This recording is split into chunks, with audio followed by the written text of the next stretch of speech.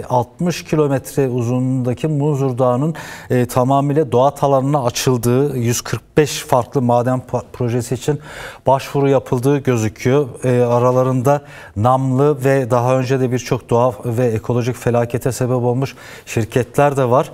Bilmediklerimiz de vardır kuşkusuz. Siz Munzur Derneği Başkanı olarak, Munzur Derneği çalışan bir aktivist olarak bölgedeki durum hakkında önce genel bir bilgilendirme yapabilirseniz seviniriz ve bu doğa alanına karşı yürüttüğünüz mücadeleyi de konuşmak isteriz. Söz sizde, buyurun.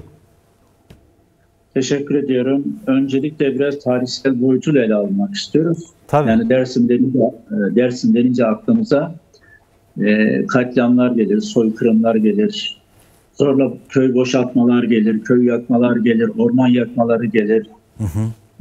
Ambargolar gelir. Bütün 90'lı yıllardan bugüne, hatta 80'li yıllardan bugüne kadar Dersim hala daha bu şeyden kurtulmuş değildir.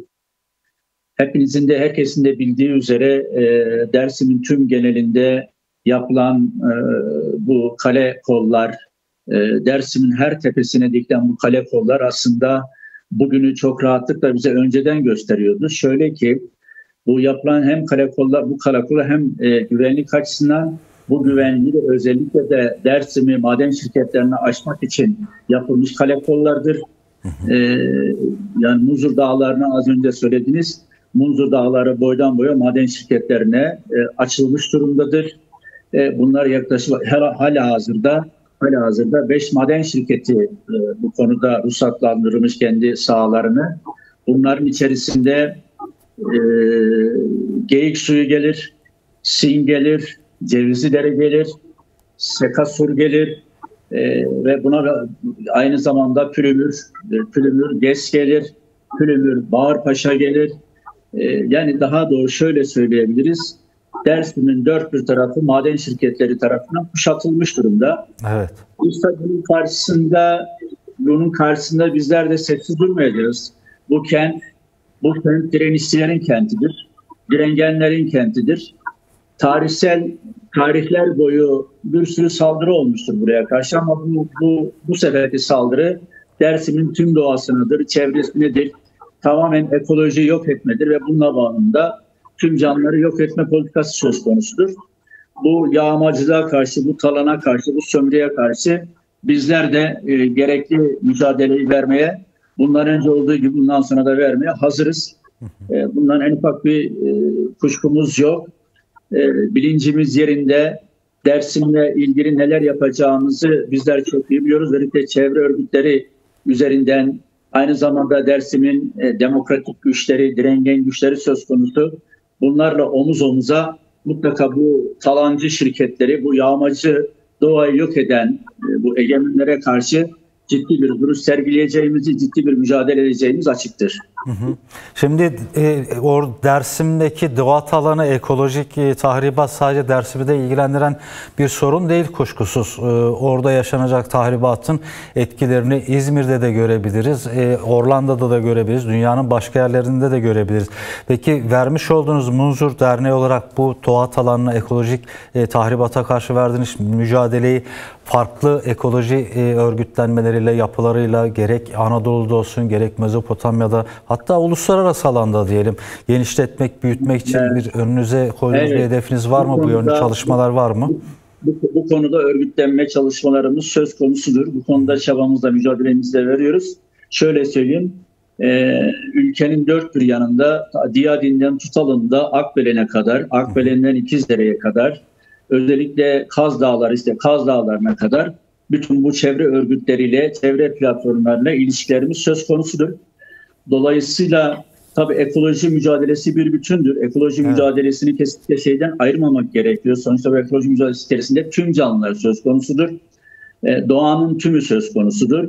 Doğallığında işte doğayla insan ilişkileri arasında baktığımız zaman ciddi anlamda insanlığın etkileneceğini, bu konuda bu bilinçle yola çıkarak bütün çevre örgütleriyle bizim ilişkilerimiz söz konusudur. Biz geçtiğimiz aylarda da Ağrı'ya gitmiştik. Yani biz gene Mezopotamya'da, yine Diyarbakır'da ve benzeri Şırnak gibi yerlerde de buradaki çevre örgütleriyle, buradaki ekoloji örgütleriyle de bizim ilişkilerimiz söz konusudur ve bunların bir bütün olarak daha doğrusu ciddi bir örgütlenmeye ihtiyacımız var. Evet. Bunları yan yana getirip bir üst çatı kurmada da bir şeyimiz var, anlayışımız var, düşüncemiz söz konusu. Bunu da hayata geçirmek için gerekli şeyler, gerekli adımları atmaya devam ediyoruz. Şimdi bir yanda siz de takip ediyorsunuzdur, barış ve demokratik toplum süreci çalışmaları var. Yani savaşın sonlanması, barış içerisinde, huzur içerisinde bir yaşam sürdürülmesi. Ama kuşkusuz ve barışçıl ve demokratik bir toplumun inşası, ekolojik bir toplumun da inşasından geçer. Yani doğaya yönelik saldırı, insana yönelik saldırıdan çok farklı değildir. O doğa olmazsa insan da var olamaz, yaşayamaz. Bu konuya dair de değerlendirmenizi duymak isteriz son olarak. Tekrar söz size vereyim ben. Muhakkak tabii ilişkisi söz konusu, şöyle söyleyebiliriz. Eğer bugün doğaya karşı ciddi saldırılar varsa bu aynı zamanda tüm insanlığa yapılan bir saldırı söz konusudur. Özellikle bu süreç içerisinde barışı çok dillendiren kesimler, barışı söyleyenler, hakikaten baktığımız zaman bunlar bu barışı ciddi anlamda hakikaten kuracaklar mı, kurabilecekler mi, örgütleyebilecekler mi, daha doğrusu toplumun tümüne ikna edebilecek mi? Baktığımız zaman tam anlamıyla şeyimiz yok. Yani bizim kuşkularımız söz konusu. Şundan yola çıkarak söylüyoruz bunu. Bugün baktığımızda işte bu ekoloji mücadelesi, doğaya saldırmak, bütün doğayı yok etmek, ekolojik anlamda bir kırım ortaya çıkarmak, katletmek, bu gerçekten barışın neresinde duruyoruz? Baktığımızda çok da güvenimiz yok yani. Yani bir barışın sağlanması, toplumsal barışın sağlanması, ekolojik barışın da sağlanmasından geçer. Kesinlikle. Eklemek istediğiniz son bir sözünüz varsa onu da alalım değerli topçu, yoksa diğer başlığımıza geçeceğiz. Söylüyoruz. Biz gerek Dersim'de gerek Türkiye'nin her yerinde tüm yaşam alanlarımıza yapılan, bütün insanlığın yaşam alanlarına yapılan saldırılara karşı biz her zaman bugüne kadar olduğu gibi yine aynı duruşumuzla mücadele etmeye devam edeceğiz.